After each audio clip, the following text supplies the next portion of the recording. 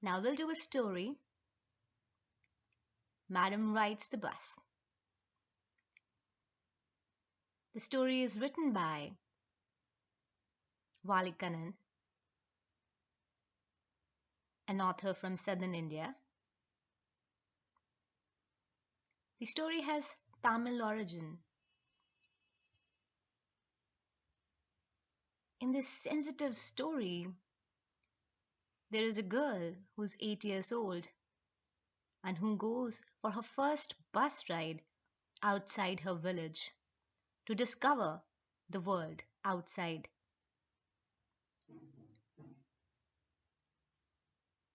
And gets introduced to several new experiences relating to life and death. Now we'll see the story. There was a girl named Vali for short. She was 8 years old and very curious about things, interested in everything around her.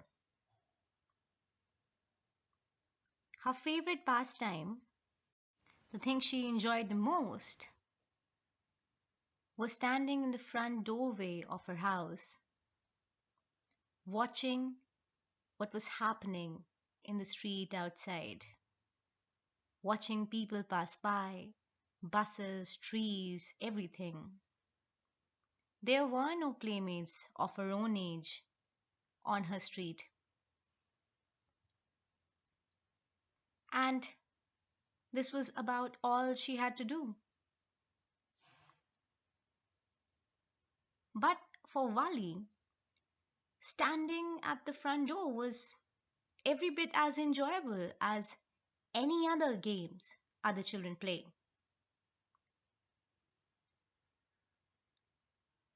Watching the street gave her many new, unusual experiences.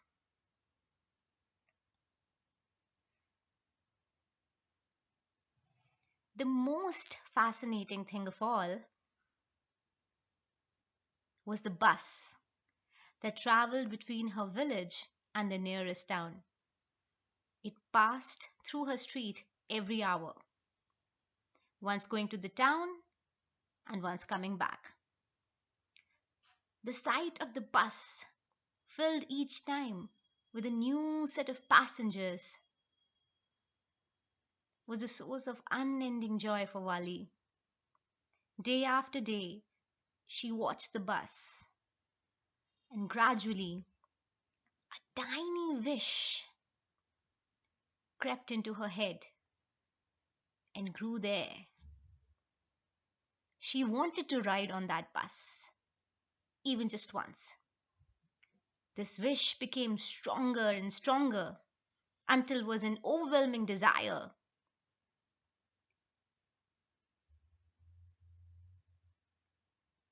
Wally would stare at the people who got on and off the bus when it stopped at the street corner.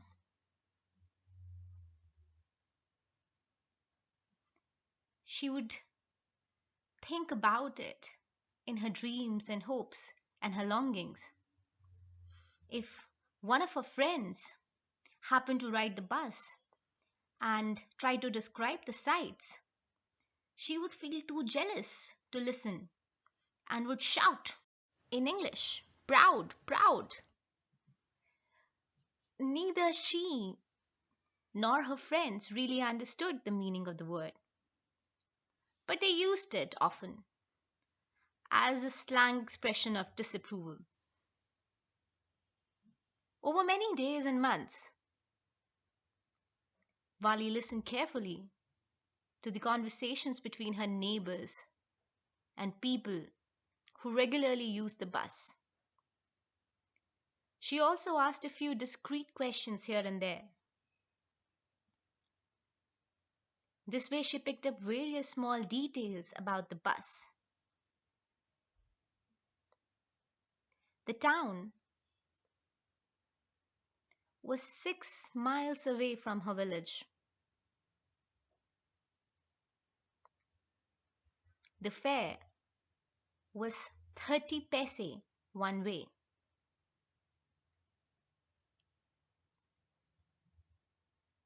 Which, according to one man, was almost nothing at all. But to Wali, who scarcely saw that much money, this seemed like a fortune.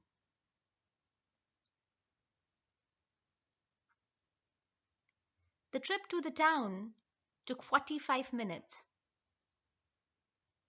On reaching the town, if she stayed in her seat and paid another 30 paise, she could return home on the same bus in 60 paise. This meant that she could take the 1 o'clock afternoon bus, reach the town at 1:45, and be back home by about 2:45.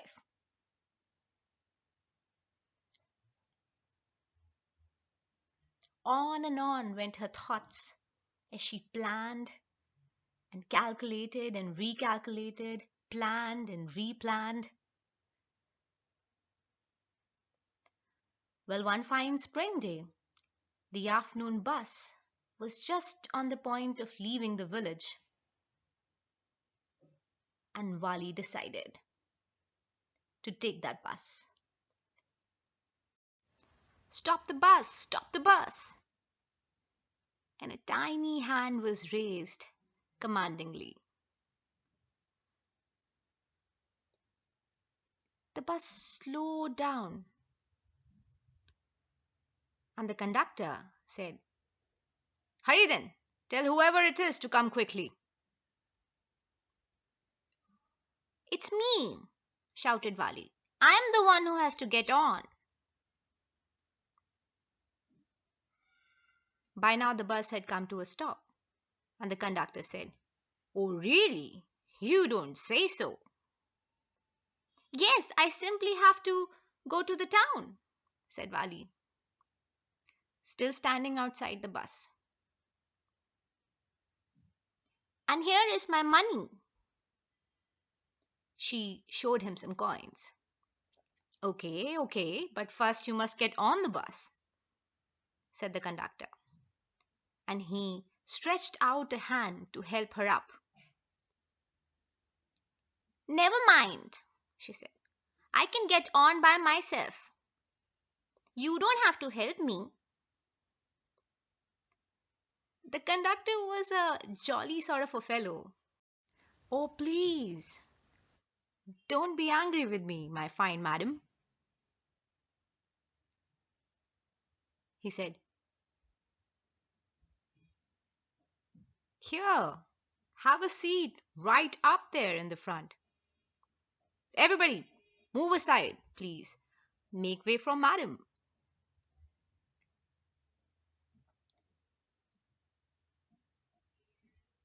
There were only 6, 7 people on the bus. They were all looking at Wali and laughing with the conductor.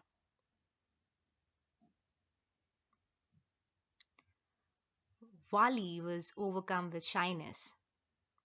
Avoiding everyone's eyes, she walked quickly to an empty seat and sat down.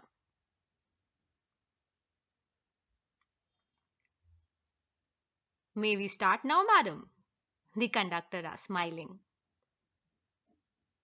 Then he blew his whistle twice, and the bus moved. It was a new bus. Its outside painted a gleaming white with some green stripes along the sides. Inside, the overhead bars shone like silver.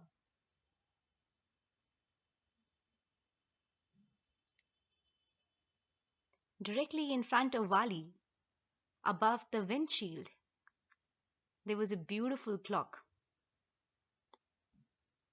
The seats were soft and luxurious. Wali devoured everything with her eyes. But when she started to look outside, she found her view cut off. by a canvas blind that covered the lower part of a window. So she stood up on the seat and peered over the blind. The bus was now going the bank of canal. The road was very narrow. On one side there was the canal, and beyond it palm trees, grassland, distant mountains, the blue sky. On the other side was acres and acres of green fields, green, green, as far as the eyes could see. Oh, it was all so beautiful. Suddenly, she was startled by a voice. "Listen, child," said the voice. "You shouldn't stand like that. Sit down." Sitting down, she looked to see who had spoken. It was an elderly man who had honestly been concerned for her, but she was annoyed by his attention. "There's nobody here who is a child," she said haughtily. "I've paid my 30 paise like everyone else." The conductor chimed in. "Oh, sir, but this is a very grown up madam. Do you think a mere girl could pay her own fare and travel to the city all alone?" Vali shot an angry glance at the conductor and said, "I am not a madam. Please remember that. And you have not yet given me my ticket." "Oh, I will remember," said the conductor, mimicking her tone. Everybody laughed, and gradually Vali too joined in the laughter. The conductor punched a ticket and handed it to her.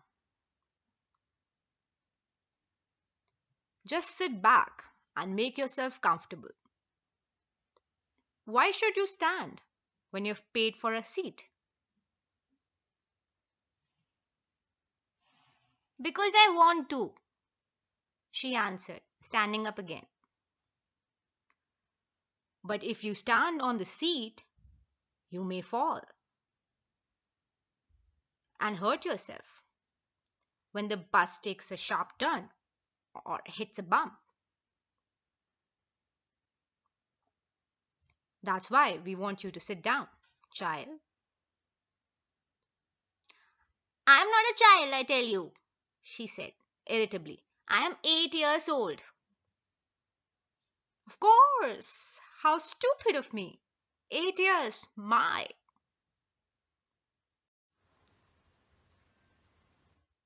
The bus stopped again.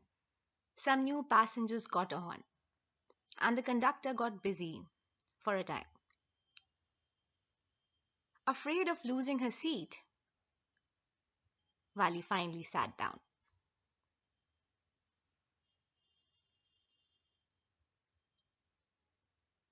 An elderly woman came and sat beside her. "Are you all alone, dear?" she asked Vali as the bus started again. Vali found the woman absolutely repulsive. Such big holes she had in her earlobes, and such ugly earrings in them. She could smell the betel nut the woman was chewing, and see the betel juice which was threatening to spill over her lips at any moment. Ugh! Who could be sociable with such a person? "Yes, I am traveling alone," she answered curtly. "And I have a ticket too." "Yes, she is on her way to town," said the conductor, "with a 30 paise ticket."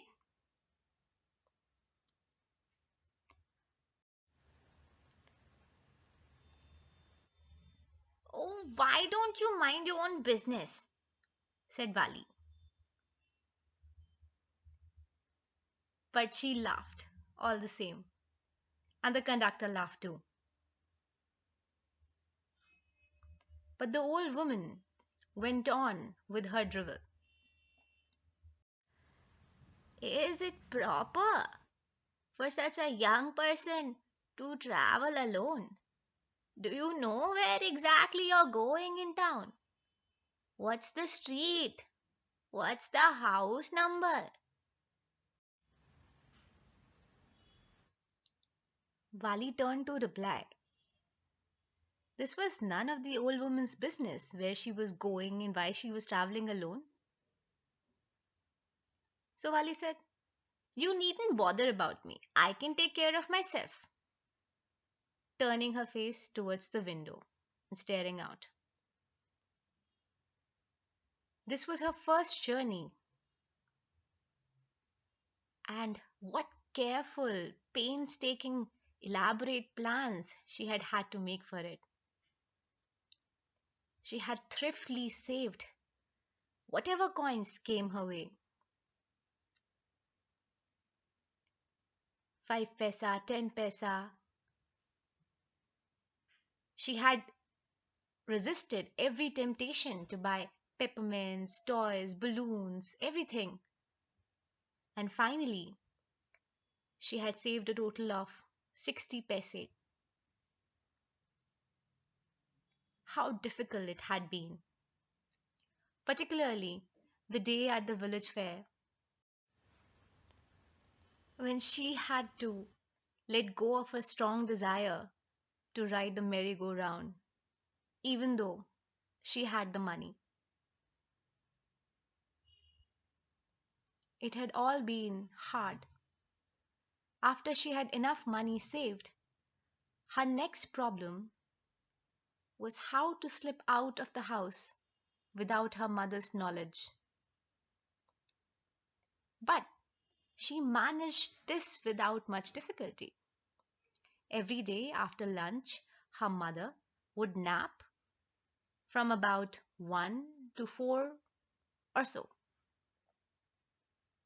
Vali used these hours for her excursions as she stood looking from the doorway of her house, or sometimes even ventured out into the village.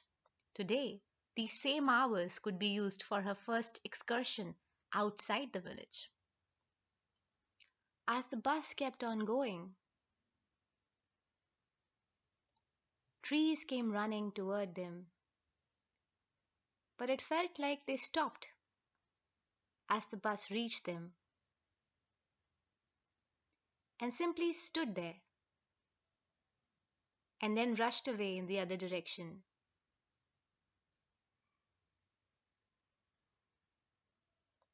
Suddenly, Vali clapped her hands with glee. A young cow, tail high in the air, was running very fast right in the middle of the road, right in front of the bus. The bus slowed down, and the driver sounded his horn loudly again and again. But the more he honked, more frightened the animal became and faster it ran. Somehow, all this was very funny to Vali. The bus conductor said, Hey lady, haven't you laughed enough? Better save some for tomorrow. Then the bus stopped and everyone got off.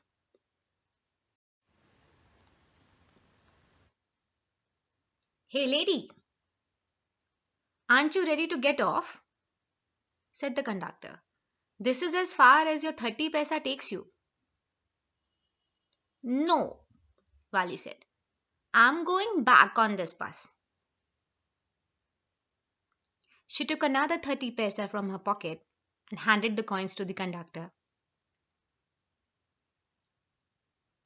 Why? Is something the matter? The conductor asked.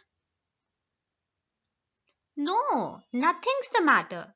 I just felt like having a bus ride. That's all. Don't you want to have a look at the sights now that you're here? All by myself? Oh, I'd be much too afraid. Greatly amused by the girl's way of speaking, the conductor said, "But you weren't afraid to come in the bus." "Nothing to be afraid of about that," she answered. "Well, then why not go to that stall over there and have something to drink?" "Nothing to be afraid of about that either." "Oh no, I couldn't do that."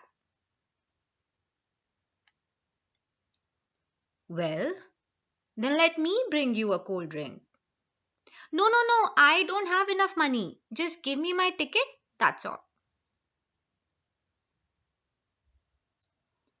"It'll be my treat and not cost you anything."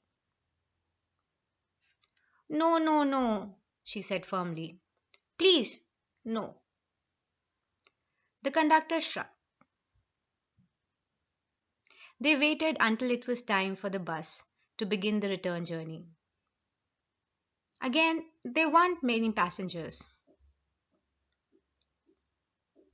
"Won't your mother be looking for you?" the conductor asked. "No, no one will be looking for me," she said. The bus started, and again there were the same wonderful sights. Vali wasn't bored in the slightest and greeted everything with the same excitement that she had felt the first time.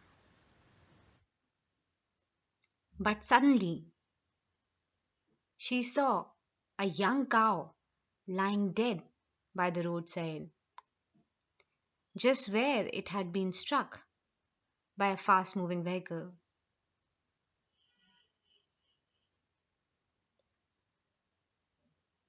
"Isn't that the same cow that ran in front of the bus on our trip to town?" she asked the conductor. The conductor nodded, and she was overcome with sadness. What had been a lovable, beautiful creature just a while ago was now dead, all gone.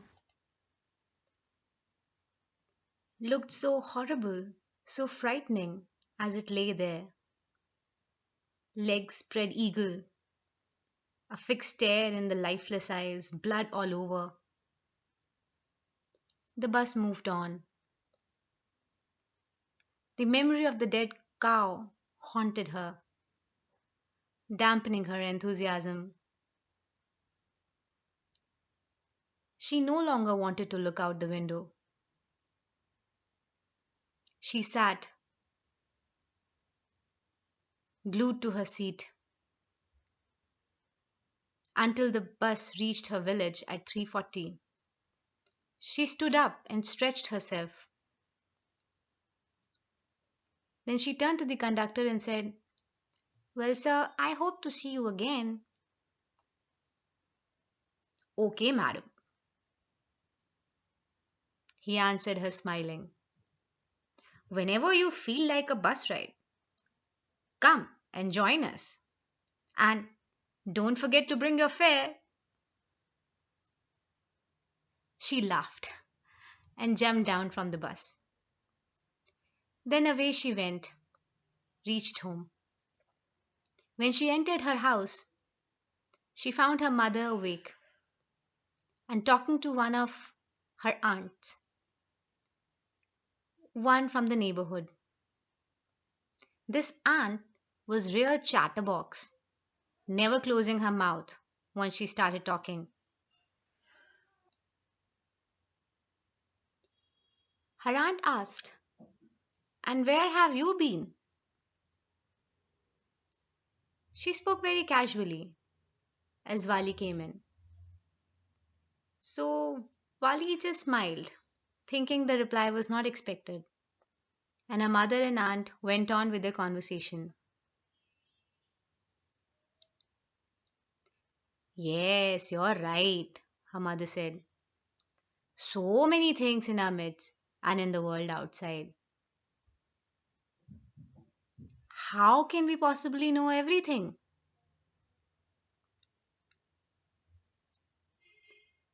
And even when we do know about something, we often can't understand it completely, can we? Wali said, "Oh, I was just agreeing with what you said about things happening without knowledge."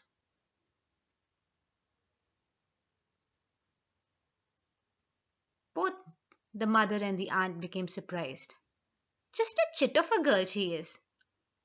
And yet, look how she pokes her nose into our conversation, just as though she is a grown up lady. Wali smiled to herself. She didn't want them to understand her smile. But then, there wasn't much chance of that, was there? Wali has finished experiencing something new that she couldn't explain.